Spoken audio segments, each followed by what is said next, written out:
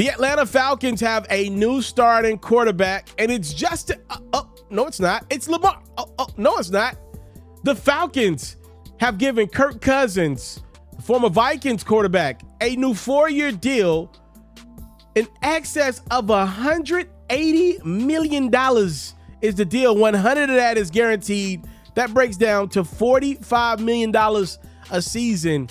We don't have a statement from Kirk yet, who's recovering from Achilles surgery, but we do have one from Atlanta native Quavo, who represents the no side technically.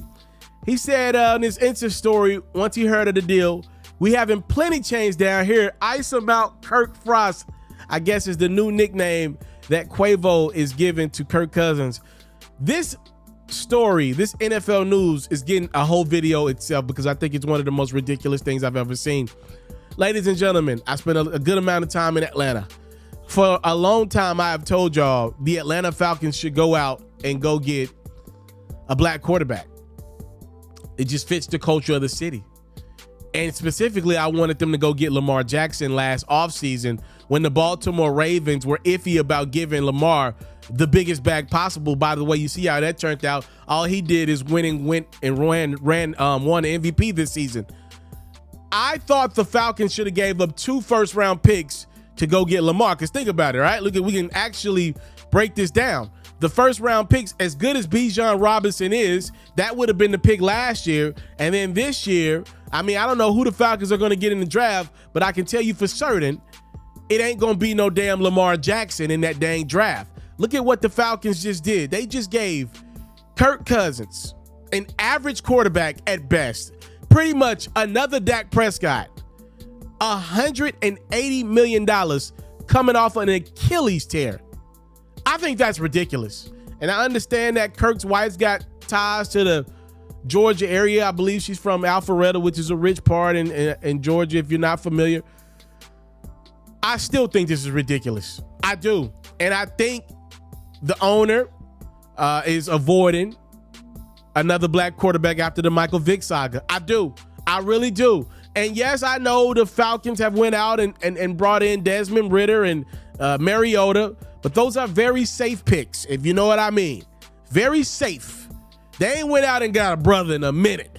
All right? And I believe it's still some of that lure and that luster from how bad the Mike Vick situation ended.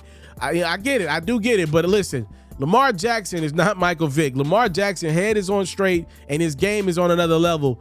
I believe the Falcons dropped the ball going and bringing in Kirk Cousins over Lamar. I'm not saying Kirk can't come back from his injury and ball out. I'm not saying that.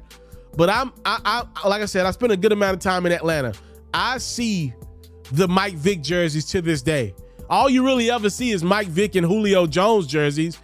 They would have embraced Lamar Jackson. An opportunity of a lifetime to bring a guy that would have been a culture shock for that Atlanta Falcons squad. I think they missed the boat, and now they're just overcompensating by giving Kirk Cousins damn near $200 million at 35 years of age. He'll be 36 by the time the season starts.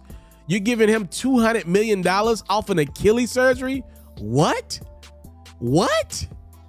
Shout out to Kirk Cousins' ages, man. That dude, keep it back. Time, love, and support is what your boy would never take for granted. They calling him Kirk Frost, man. I don't know. I'm out.